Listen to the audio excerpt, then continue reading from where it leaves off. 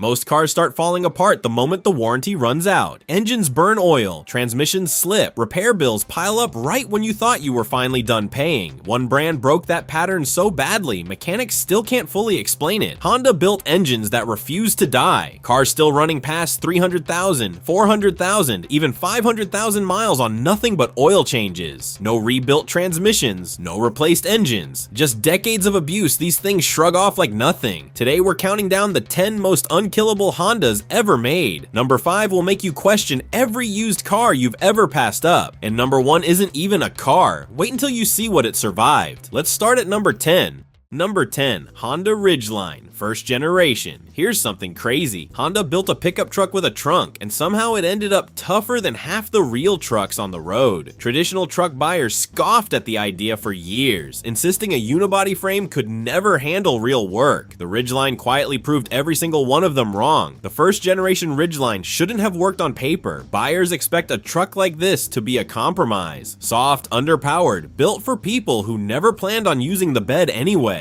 Instead, Honda wrapped a 3.5-liter V6 in a unibody frame and quietly built something that outsurvived trucks costing twice as much. One owner on a Ridgeline forum described handing the truck down to his son at 220,000 miles with the original engine, original transmission, and, get this, the original spark plugs still installed. Nobody had gotten around to changing them, and the truck still ran like new. Passing a family truck to your kid with the original spark plug still in it is the kind of thing that should be impossible. Yet here we are. That's the kind of story that makes mechanics raise an eyebrow. The real secret weapon here is the composite bed, where steel beds on traditional trucks dent, rust, and eventually rot through after years of hauling gravel and firewood. The Ridgeline's bed just shrugs it off. The rust gives up before the motor does. Independent rear suspension, unusual for a truck at the time, also means the ride stays composed instead of turning into a bucking bronco once the bed's empty. Even the cabin held up under years of muddy boots and dog claws with fabric and trim that resisted the kind of wear that ages most truck interiors into disaster zones within a few winters. Contractors who bought these expecting a soft truck ended up recommending them to their crews after watching one survive a decade of job sites that would have rusted a traditional frame into scrap.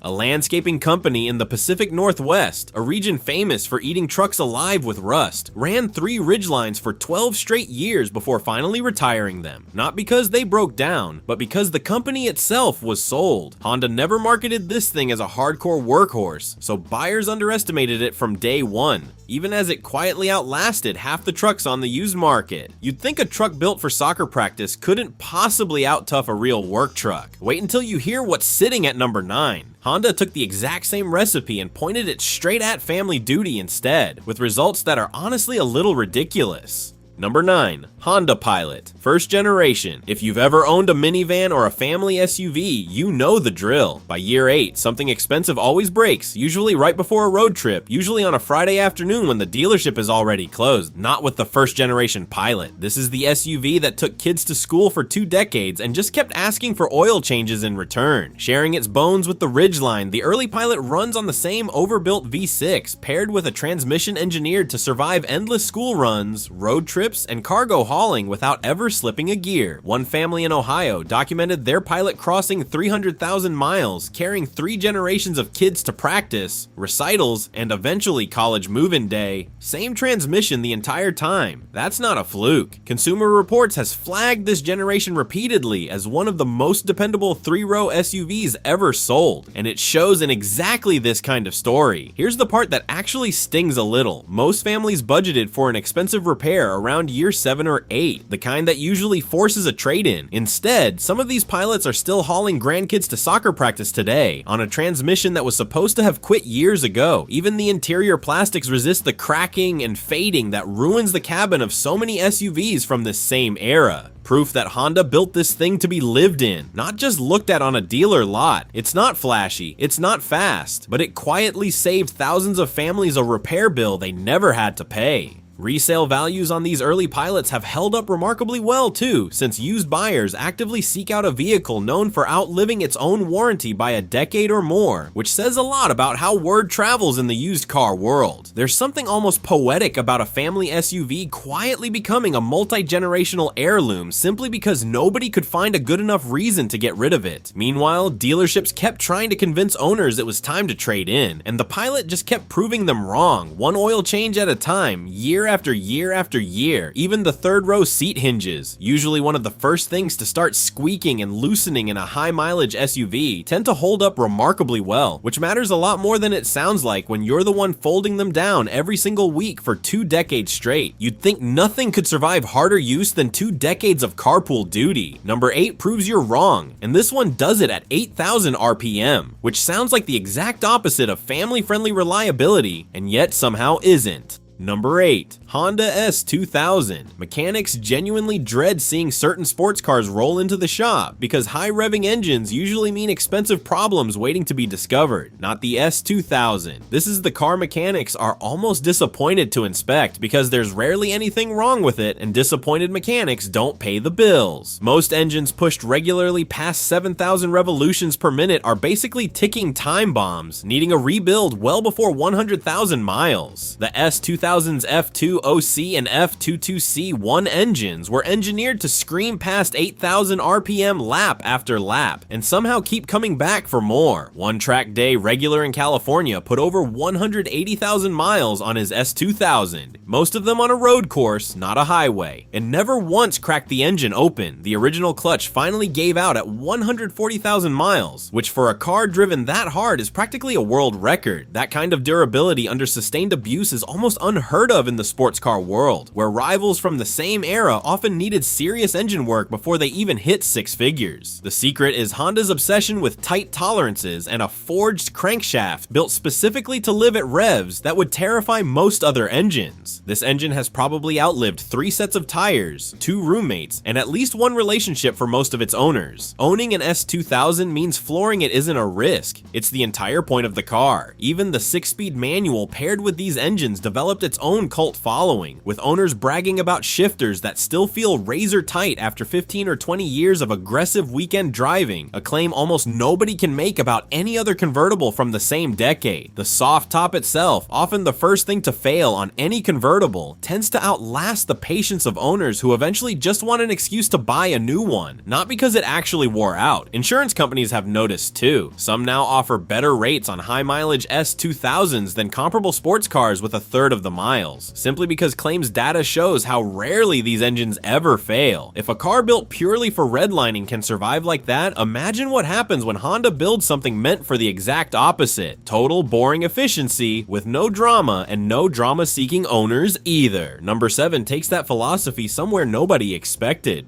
Number 7. Honda Accord Hybrid, modern generations. Here's something crazy. The newest Accords on this list might actually be tougher than the old ones, and it's not even close, which feels like it should be impossible given how much extra technology is crammed into a modern hybrid. Most people assume hybrids are more complicated, and more complication usually means more things to break. Honda flipped that logic upside down. Instead of bolting a battery onto a traditional geared transmission, the EHEV system eliminates the conventional transmission almost entirely, letting electric motors handle most of the actual driving. That means one of the most expensive failure points in any car, the transmission, barely exists here in the traditional sense. A rideshare driver in Texas posted his mileage log online: 240,000 miles in under 5 years, original hybrid battery, original motor, brakes replaced only once because the regenerative braking does most of the stopping for you. Fleet operators who put more miles on a car in 1 year than most people do in 5 have become some of the loudest advocates for this generation, and it's easy to see why once you understand what's missing under the hood rather than what's been added. Fewer moving parts means fewer things wearing down every time you pull away from a light.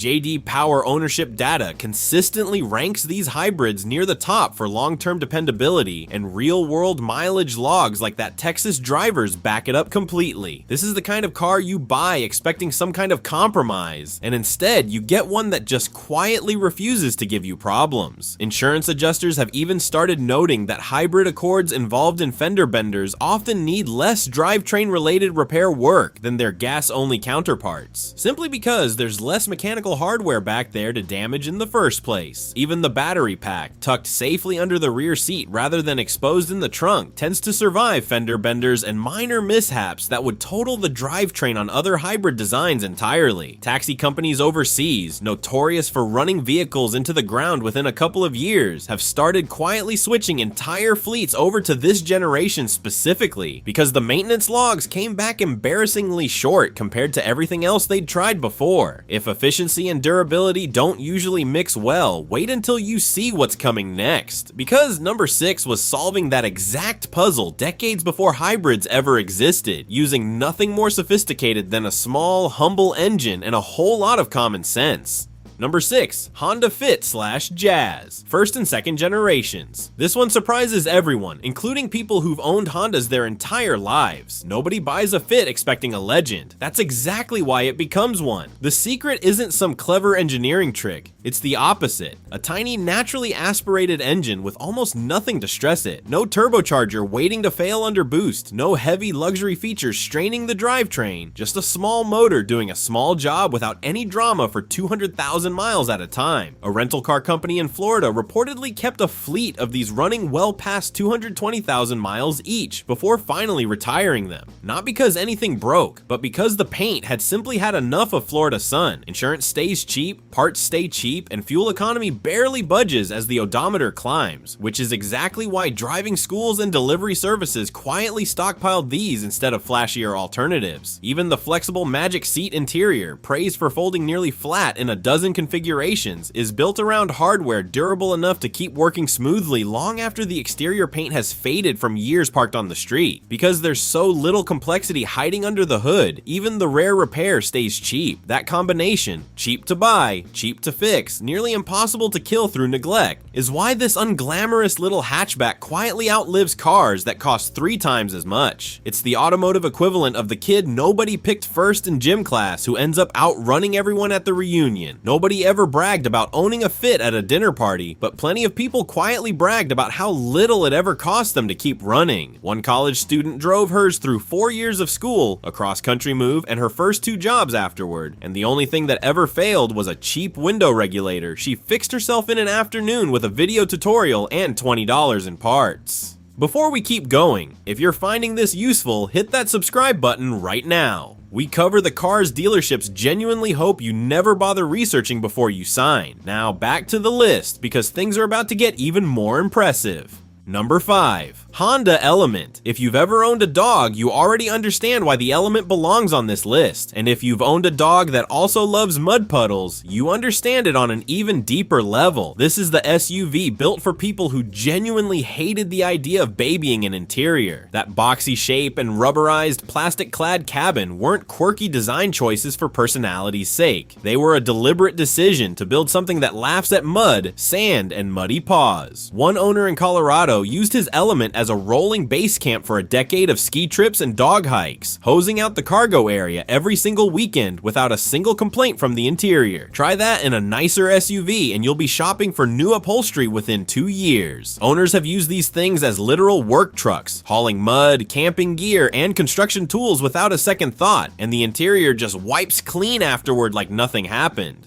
Surfers and campers turned this thing into a genuine cult classic, and used prices have actually climbed in recent years as buyers realize how hard it is to find another vehicle willing to take this kind of daily punishment and keep asking for more. The removable rear seats and wide opening doors were built around that same rugged mindset. This cargo area has probably seen more sand than most actual beaches. It's not glamorous, it's not quiet, but it might be the single most lived-in vehicle on this entire list, and it earned every scratch. This engine has probably outlived 3 family dogs, 2 mud seasons a year, and at least one owner's questionable decision to use it as a moving van. There's a reason these things show up so often at trailheads and campgrounds, with a mountain bike strapped to the roof and a cooler sliding around in the back. It's a vehicle that never made its owners feel guilty about using it hard. One owner even sleeps in the back on road trips, folding the rear seats flat and treating the whole cabin as a rolling tent, something he says he'd never dare try in anything nicer, and something the Element has handled without a single complaint for 6 years running. And that same never say die attitude shows up somewhere you'd never expect at number 4. A vehicle that looks completely ordinary from the outside and turns out to be quietly outlasting SUVs 3 times its original price.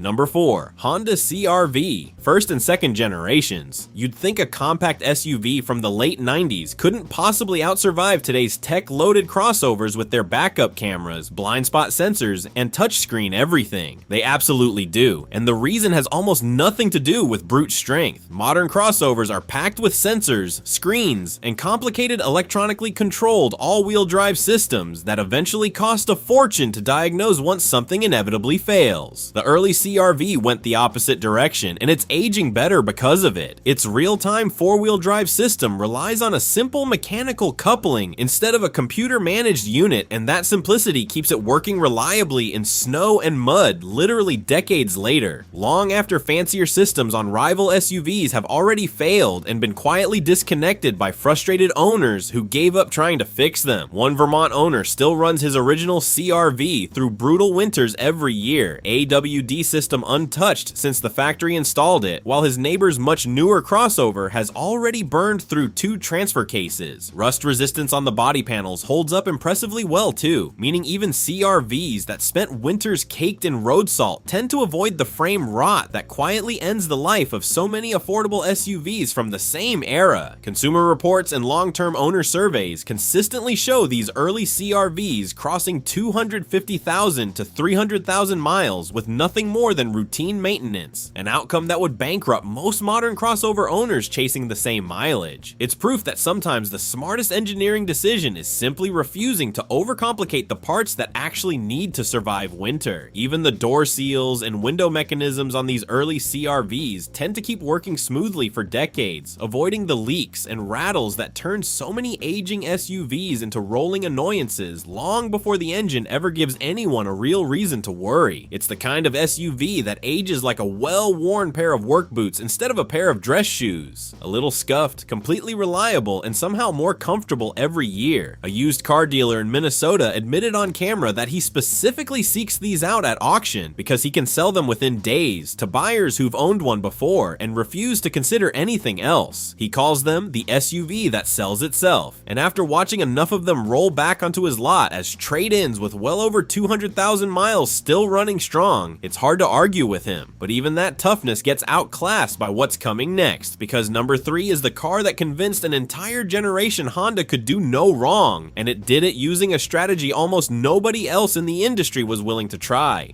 Number 3. Honda Accord, 4th to 5th generations. If there's one Honda that convinced America engines could last forever, it's the Accord from the early to mid 1990s. And the reason comes down to something almost nobody talks about. You can actually work on it yourself in your own driveway on a random Saturday without owing a dealership a single dime. Under the hood sits the F-Series Inline 4, an engine so overbuilt it's become legend among mechanics and shade tree owners alike. Everything under the hood is genuinely accessible. No specialized tools, no dealership-only diagnostic software locking owners out of basic repairs, just a simple, honest engine bay that rewards a Saturday afternoon and a wrench with decades of service in return. A mechanic in Michigan says he's personally serviced the same customer's 94 Accord for over 500,000 miles, replacing nothing more than belts, hoses, and a water pump the entire time. Original engine, original transmission, still commuting daily. That's not an isolated isolated brag. It's a well-documented pattern repeated across an entire generation of these cars. The manual transmission option from this era earned its own following, with owners reporting original clutches lasting well past 150,000 miles of stop-and-go commuting, a number that would seem impossible in almost any other car built during the same decade. Rust protection and suspension durability held up just as well, which is part of why so many of these Accords are still seen on the highway today, more than 30 years after they left the factory. This is the generation that built Honda's entire reputation as the brand that simply doesn't break, and once you understand it wasn't luck, it's clear this was a deliberate engineering philosophy that prioritized longevity over everything else. Even the factory air conditioning systems in these Accords have earned their own quiet reputation for lasting decades without major intervention, which might be the least exciting sentence in this entire video and also one of the most telling. Somewhere out there, an original owner is still driving the exact same Accord he bought the year Bill Clinton was sworn into office, and it still starts on the first try every single morning. He's replaced the timing belt 3 times, the water pump twice, and can tell you the mileage of both from memory. Because when a car rewards that kind of attention with 3 decades of loyal service, you start keeping track. That same philosophy reaches its purest, most legendary form in the car sitting at number 2. The one enthusiasts still argue is the single greatest reliability story Honda has ever told. Hands down, no contest.